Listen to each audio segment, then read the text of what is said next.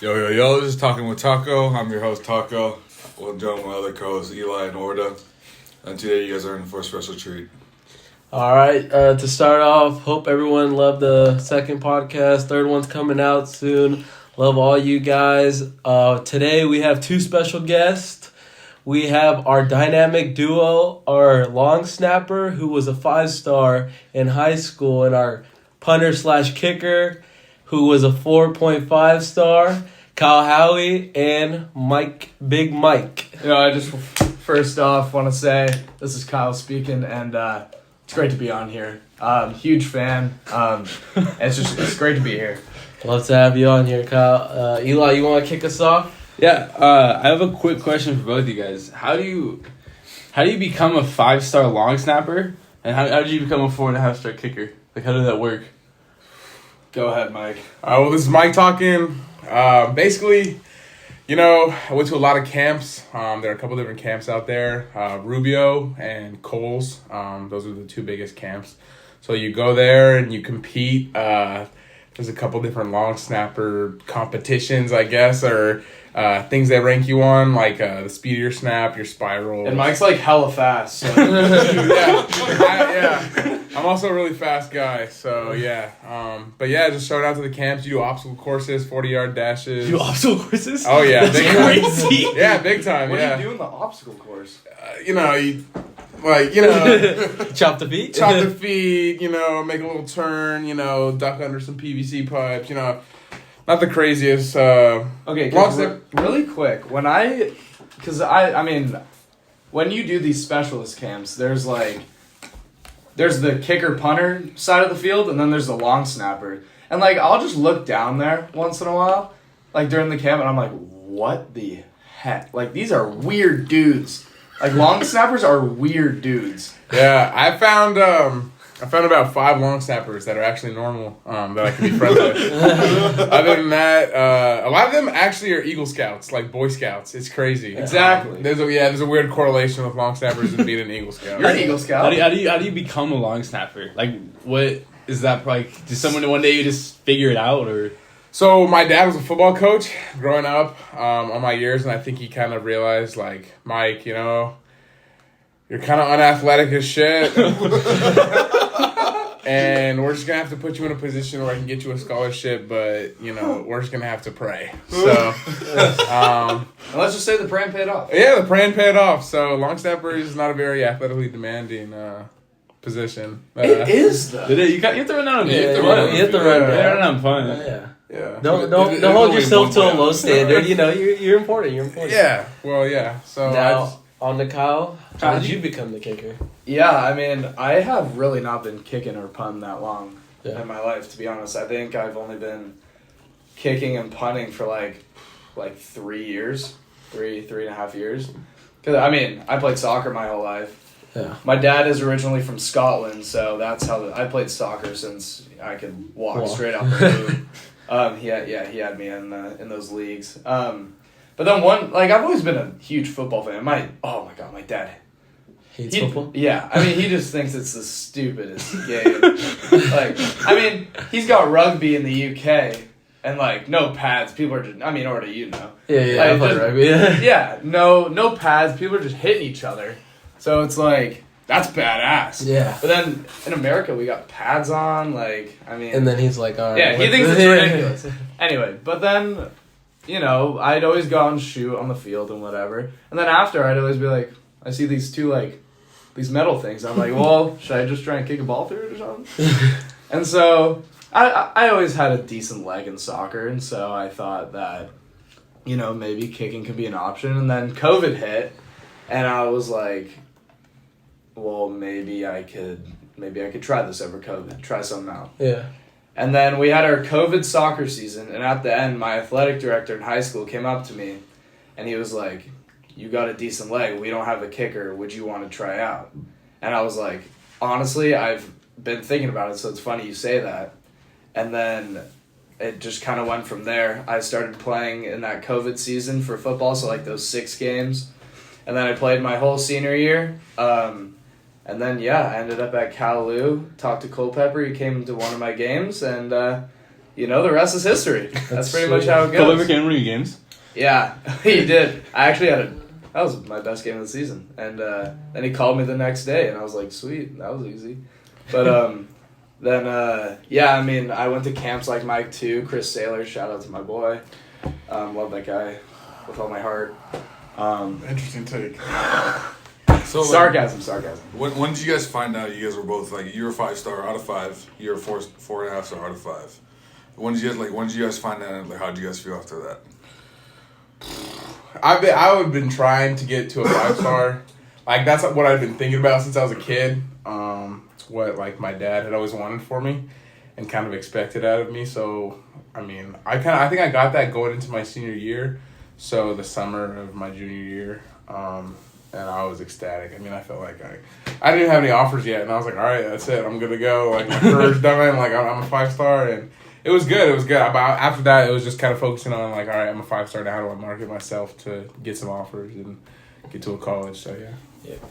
I mean, I don't know. I always kind of a little negative self-talk sometimes comes to my head, and like going to my first camp, I was like 5 stars, that's a lot. Like, and my first camp was my senior year, so I was like I gotta work my way up fast if I really want to do this in college. Yeah. And then my first camp, after my first camp, I had a decent camp, and then I went on and checked the rankings, and I was checking like the kind of table, like the key as to what the stars mean. Mm-hmm.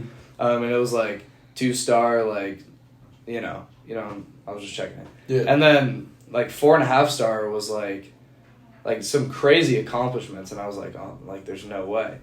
And then I checked the rankings and I saw 4.5, and I was like, whoa, maybe I really can do this.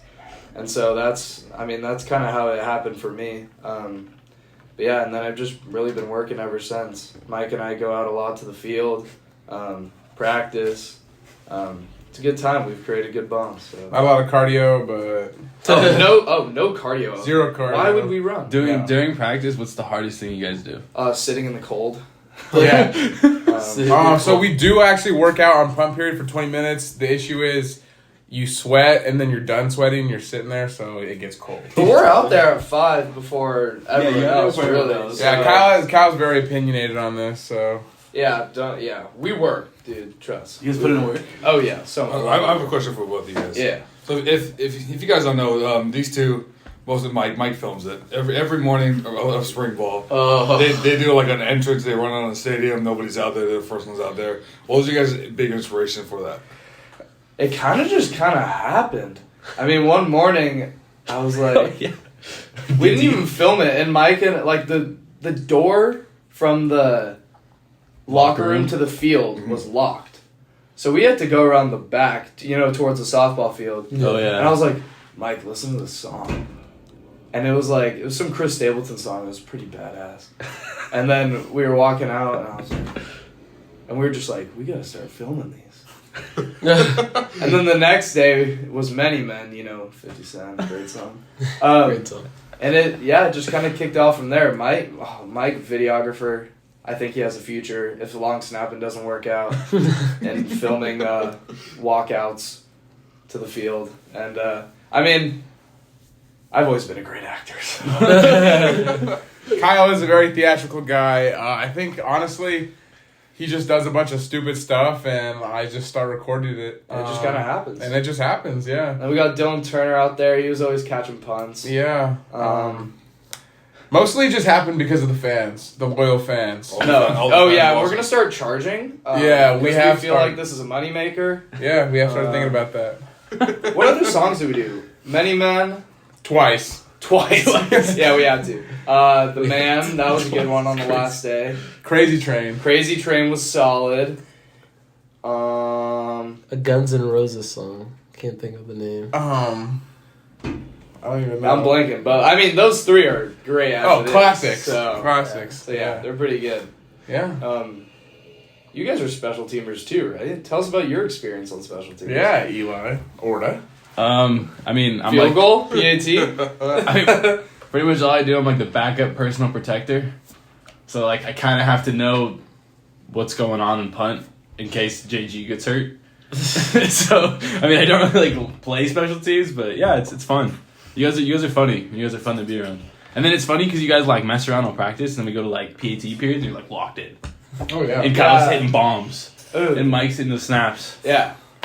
Yeah. Kyle's in those holds. He's also a holder. Oh yeah, honestly, the art of holding it's fantastic. It fantastic. When you think about it, there's a lot that goes into holding. Yeah. Into a hold. You gotta catch, cadence, make sure that the kicker's ready. No, you laugh. But you gotta get it down. Laces is a big thing. Places And you gotta get the tilt that the kicker likes. And so, basically, when I first started learning how to hold, I'm telling you, it's a whole thing. It's overwhelming a little bit thinking about that. But there's an order. You get the place of the kicker. You wait till the kicker's ready. Make sure Mike's ready. Give him the cadence. I'm always ready. Oh, yeah, true. So I don't even have to worry about that. See, one more thing checked off the list. I give Mike the purple 44. Purple 44, ready.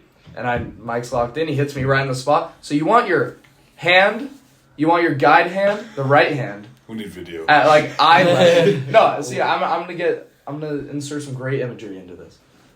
Hand eye level, place hand, where you have the spot, comes up to help the ball. Yep. Bring it down. Then from there, you get the tilt first. Tilt first. Then you worry about laces. So you either have to brush or pull.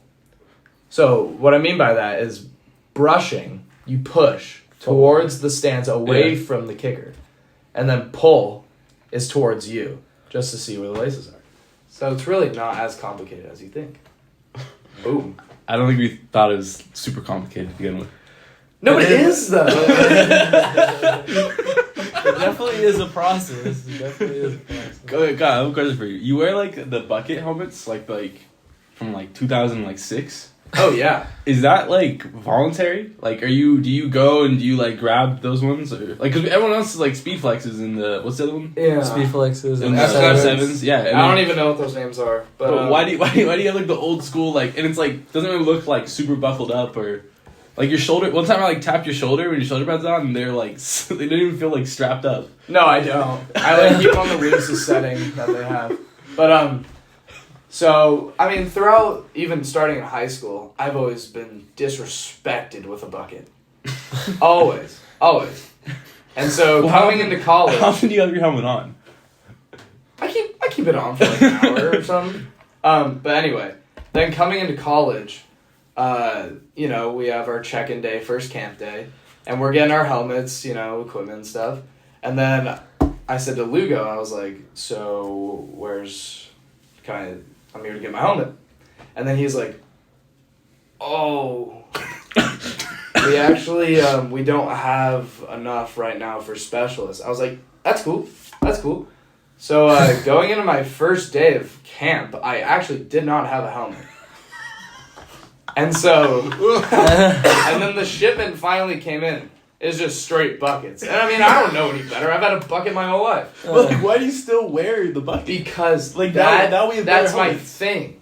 That is my thing. Like, if you're going to give me don't switch up now. Keep giving me a bucket. I'm going to wear a bucket my whole career. Oh my god. You laugh, but that's my thing. Yeah. No, I feel that. I think the more you Mike, think do you have about a bucket or what do you? No, yeah, I beat the bucket allegations this season. Got in there early, snagged an F7, and it does give me headaches. It's pretty uncomfortable, but it looks really cool. So the first day of spring ball when we were getting equipment, Lugo came up to me and he was like, Kyle, I got a speed flex for you, and I was like, can you show me where the buckets are? That's crazy. What was his response to that? He was like, he kind of hesitated because I don't think anyone's ever said that to him. He kind of just pointed over his shoulder, and I was like, thank you. He was dumbfounded. Yeah. I mean, it's one more speed flex for someone else, I'm a man of the people. We have extras too. That's I we have more than enough now. No, but I don't want it. No, I don't- appreciate it though. Yeah. You're actually Yeah. you're I'm the kicker. I've always I'm worn a sticking bucket. with my thing. Yeah. Why switch it up now? yeah, the freshmen next year will very much appreciate that. Yeah. Speed flex. Yeah. Yeah, you're welcome. Yeah. Yeah. Yeah. We appreciate you in the in the long run. Yeah. How confident are you in an open field tackle, like on punt? Like it was 1-on-1, like you and a returner with like 20 yards of space. So actually, Like, what's your plan? I'm scarred. Like from making tackles. Like I don't know how you guys do it. I'm never doing that. Because let me just lay out the scene. Opening home game for my high school, senior year. Mm-hmm. First time we've had a crowd at home in a year or two. And so we got the ball. We have kickoff. I was like, perfect. Like I want to send this through the end zone. I hit a shitter. I hit an absolute shitter. And I hang my head. I'm like, ugh. And I can't see what's in front of me because my head's looking at the sky. And I got lit the fuck up. Like, I got leveled. Like, I had no clue what had just hit me. It felt like a train just... Did you hit a kid pretty hard when you scrimmaged us in high school? Yeah, and then I had a bruise down my arm for like a week because I'm not used to that. But yeah, so I don't plan on making any open field tackles. I'm hoping you guys just cover me. If I have to, I'll make an effort. What's the effort? What's the plan? Dive at the legs and see if I can grab him by his shoelace. Or swipe the leg. Well, when we played Chapman this year, they bum rushed. Like, they exploded our punt. Like, it was bad. It was bad. It's no? crazy. Yeah, no, they did. They definitely did. They were fast. They Right up the middle. They came rushing right up the middle. Yeah, right where I was apparently. But I didn't really get to see the film. But anyway, they were on a all game. I got a punt. Do you guys goal. watch film? No. No. You know what? Actually, Mike and I before when we were playing CMS, I was like this team's probably good, and we were just sitting on the couch playing Madden one day or something. I don't know. Who knows what else we were doing? and I was like, Mike, we should probably just watch this film real quick. And so that's how we were ready for CMS. Yeah, well, I mean, it kind of made Kyle more nervous seeing the guys come at the punter, but you know, it's all right. All right, so we asked Kyle, I like, hate you it know, when they come on me. how was it? So how was it, like, obviously open field time? What about you, Mike? You know, you're the long. Oh my god, you should see this guy's film. You're the long snapper. Like, you know, we expect you to run down, get down there first, and so make the tackle. How is it for you, open field? Like, all the way downfield. I just want to start this off by saying I will never be the first one down there. Not this season or the next. He definitely tries though. Yeah, I'll run hard. I will not be the first one down there. You know, they say if your long snapper is the first one down there, you have a shitty punt team. Oh. And the guys aren't fast. Your gunner should be down there first. That's pretty bad. We're having like DBs, Mike's beating like DBs to the ball. Yeah. I feel like I'm ready for an open field tackle. I've made a couple tackles in high school. Couple. Yeah. I got past Justin Flo on a block to make a tackle. There you go, Mike. 2 minutes left in the game. Nothing Crazy. You actually? Something light. Clark Phillips III then proceeded to have a pick. That sealed the game. He just got drafted by the Atlanta Falcons. So you basically got that pick then? Yeah, basically I made the pick happen. So now that you just bring up your high school, you know, you went to La Habra High School, a good public high school. How was your experience over there? I love public school. I can say that for sure.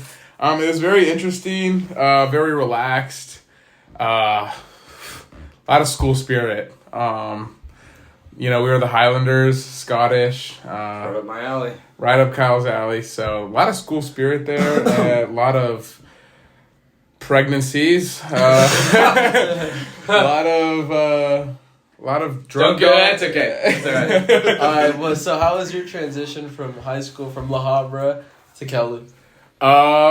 Honestly, Cal Lutheran was a very eye-opening. Opened my eyes to a lot of different people, a lot of different cultures and backgrounds. I think college in general will just do that. Like, I have a lot of classes with people that are just not from this country at all. Because everyone's coming from different places. Yeah. No matter what college you go to. Yeah. Yeah, so very different. Don't have a lot of in common with other people I can. Well, tell them how we got in touch, first of all. Right. Yeah.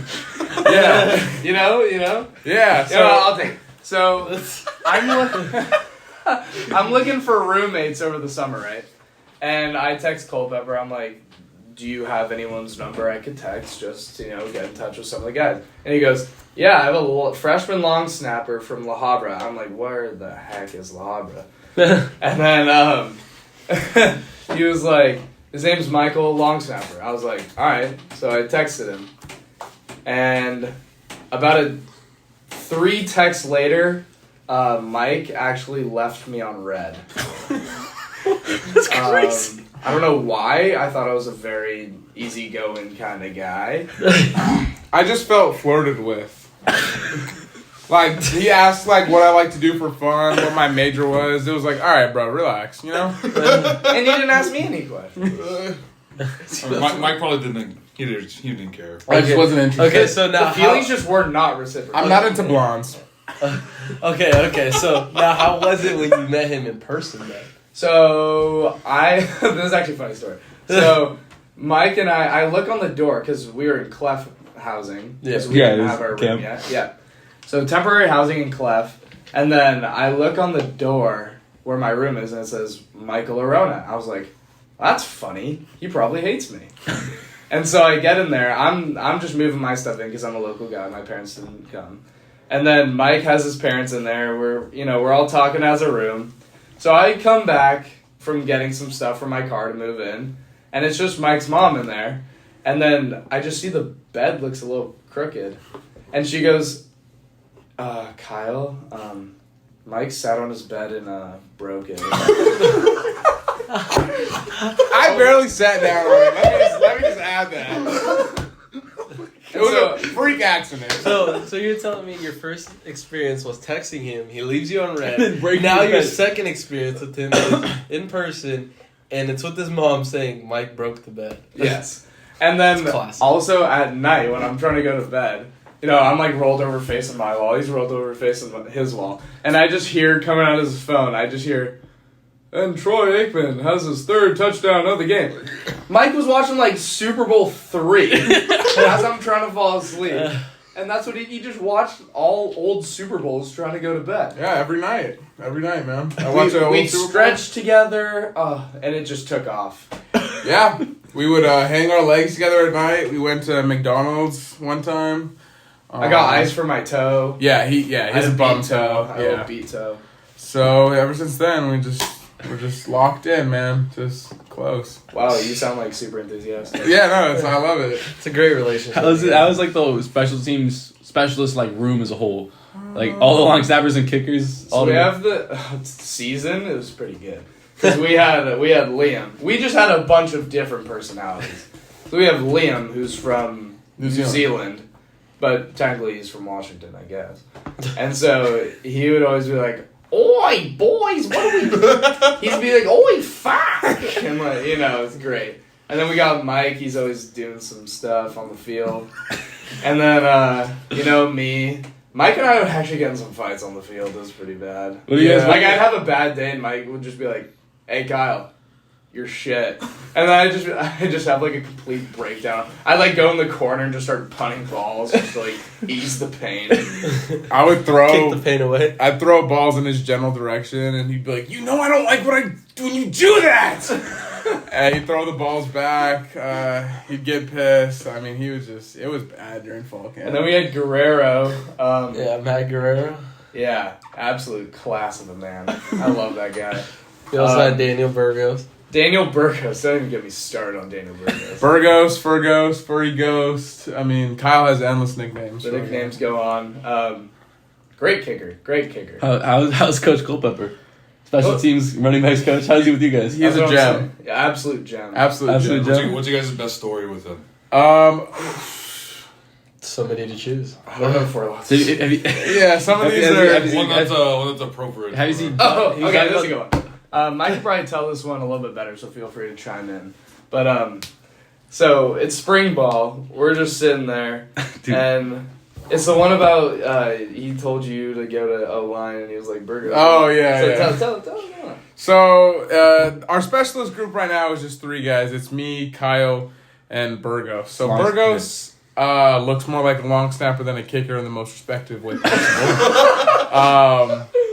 And he's a bigger guy, so am I. And Culpepper proceeded to walk up to us, rub my belly, and say, well, I might have to put you on the O-line. Now, Kyle and Burgos start laughing. Well, Kyle's not going to get put on any line, given that he's 165.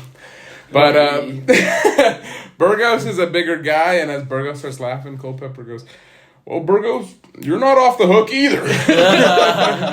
And Burgos got real quiet real fast. So Has he talked about Bass Pro Shop with you guys? yes. Oh, he loves the Bro, catfish. we had like a in fall camp with the running backs. We had like a 20-minute like talk about Bass Pro Shop, and Culpepper's went on and on about the boats and the catfish. Oh, And yeah. Right and up there's his alley. everything there you could like Every ever Friday, want. free catfish. Yeah. The Friday free catfish. Yeah.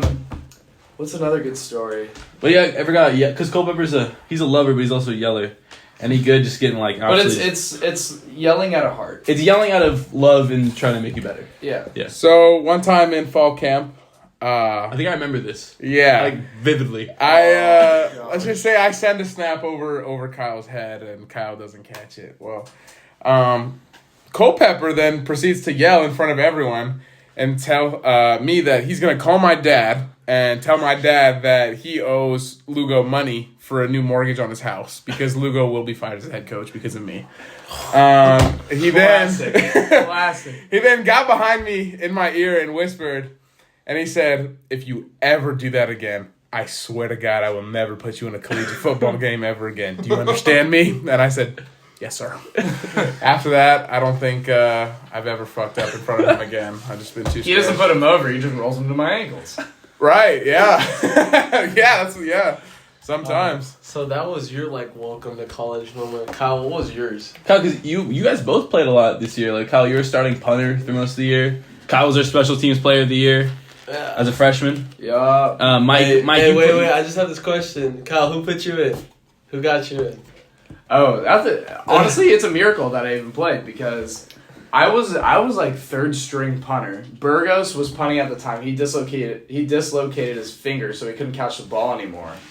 And then our other punter, Shimmy, he was number 8. And you think, why does a number have to do anything with this?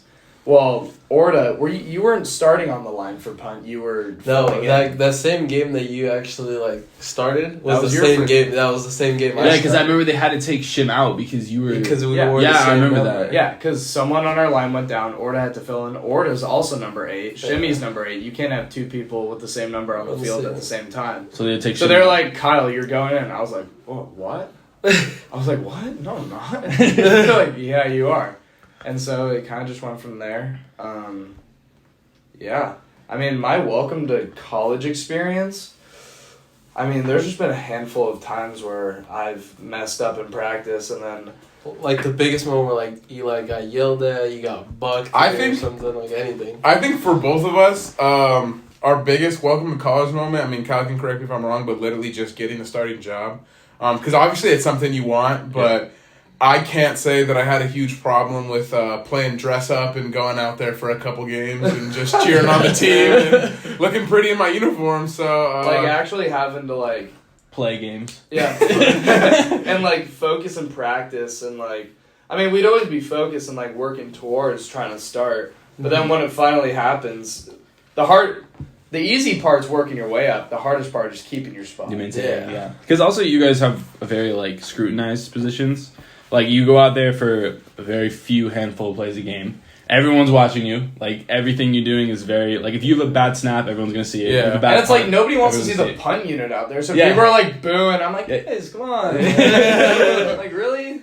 yeah, I mean, Everyone's all like pissed because their offense. My one will moment throw of it out. fame, everyone in the crowd is so upset. I'm like, oh. if a quarterback goes, 15 for 22 with 300 yards, 3 touchdowns, it's fine. But if I go, 7 for 8 on my snap, Yeah, on you have that a bad snap, game. I have a terrible game. So Yeah, Yeah. exactly. I think it's just very important to be on top How of it. that must be like a weird contrast to just kind of like chilling out. Like you could play one play in the third quarter or in the first quarter and then not play until like the fourth. Like if we just don't punt for like that like long of a time. Yeah. So like, how is it like just like being throughout the game, like not knowing when you're gonna go in, not knowing if you're gonna go back in? We had a fun specialist group, so I mean, there's two different ways of looking at it. Some specialists, I think maybe Burgos is more like this, where in the game he's just always locked in, kind of not by himself, but like kind of short in conversation, just always trying to stay locked in. But as for me, like I'm trying to kind of get my mind off the stress of the game, so like talking with Mike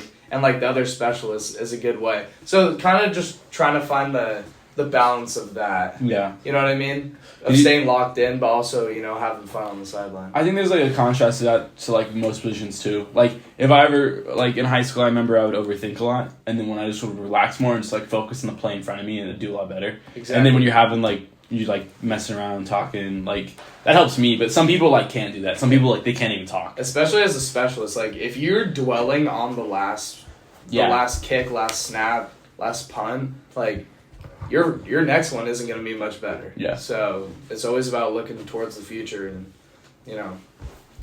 Do you guys have any like rituals you guys do before, like let's say before you kick the ball or something like that, like maybe like test the air or something like that or anything? What about you, Mike? Like snapping besides the like, bucket? before snapping? Do you have a ritual for snapping? Yeah, well, for snapping, the main thing is everything has to be the same thing every single time. Yep. So I would say everything is a ritual. I get down, I split my feet. I have my feet together, I split my right one, I split my left one, I get down, I put my hands on my knees, I lick my fingers, like everything. So I'd say pretty much everything is a ritual in my snap process.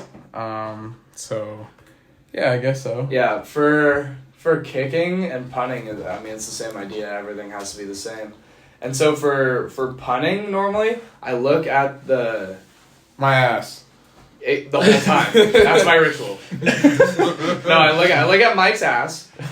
Just, have a glimpse. And then I look at wherever we're punting, whatever direction we're punting, I look at that tight end's inside foot. And then I find like a landmark that's in line with that foot on the tight end, and I'm like, okay, I got to make sure I stay on that track towards that landmark. And then basically I just keep that landmark in my head. I look back at the ball, kind of wipe my hands. Sometimes if it's like a little dry outside, give the fingers a little lick, and then catch, jab, stride, plant. Hopefully I'm on my track, and hopefully I hit a good ball. That's pretty much it. What about a rainy game? How is it for you guys? Like how? Okay, so like let's say it's raining, it's pouring, and you hear like the coaches yell punt, punt, punt. Yeah. What are your thoughts? Like, wait, are you Kyle, freaking out? You don't wear gloves. No, in high school I actually used to wear a glove on my like holding like place my hand. Yeah. Okay. Just so it's easier to catch, but And drip. Yeah. And drip. Oh, so much drip. But nowadays I'm like, that's too much. Like, keep it old school. Why just have just two bare hands. Yeah, rainy games do psych me out. It's such a hard concept to understand. So when it's a rainy game, you think for the snap you want to just grip the ball super hard and you want to throw it back there. If you grip the ball hard, it'll slip right out of your hands. Yeah. So you have to like baby it. Like you have to have such a light grip. Someone could like knock it out of your hands with a slight touch, and kind of like just send it back to like I just kind of got to like 3-point shoot it to Kyle. It's totally different process, and it's just How's the process for you, like catching it and then? I'd always like to say I have pretty decent hands. Okay. But no, it's definitely trickier because I mean the ball's wet. So yeah. I mean, just really focusing on that, just catching the ball, and then I mean, it's more for him than it is for me. Like it's just when the ball's wet, the ball just gets heavier, so maybe my kick just won't go as far. But I don't know, just trying to pretend like it's all the same. That's probably what helps me the most. But actually during the year when we played Pomona Pitzer, that was a rainy game. Yeah. And I think Mike and I had our best game of the season. No, I remember Kyle. I think like week 1 or week 2, we were like punting in like it's just a special teams unit. Dude, you were hitting like bombs, and that was the first time everyone was like, "Why isn't Kyle like punting?" And then after that, Yeah. I feel like that a couple weeks after that, like Burgos got hurt, the Shitton thing happened, and you just kind of took off. Yeah, it all just kind of lined up for me. But Yeah. really, I never punted in high school. Like, Yeah. I punted because I was the only one, because I was the kicker as well. Yeah. So like, I might as well punt. Like, I never really knew how to do it. And then this year, like, Burgos is a great kicker. So, and I mean, he beat me to that spot. And then, but the punting spot was really open. Yeah. And Culpepper was like, I don't want Burgos taking every kick. And I was like, well, if this spot's open, I gotta try and find a way to get on the field. So I kind of just figured it out, and just like I got coached up on it, and yeah, just kind of just went from there. To be honest. All right, I think we will end it off on that. Thank you guys so much. Yeah, for thank you being on guys. this podcast. Appreciate it. Thank Finally made it on. I know, Seriously. absolutely. Just for everyone that's listening, love you guys. Hope you guys had a blessed day or having a blessed day. Taco, want to end us off? I just want to say thank you to Mike and Kyle for being on the podcast. Shout out specialist, dude. Shout out. Yeah. Hey, what did Shout out Culpepper to say all about the punt? What did Culpepper say about punt? It's the best play in Oh, offense. best play. play on Best offense. Best play in Yeah. offense. One play drive. One play drive, One play OPD. drive. OPD. One chance, one drive. Thank you guys so much for being on the podcast. Yeah, thank This you was guys. Talking with Taco. Thank you guys for listening.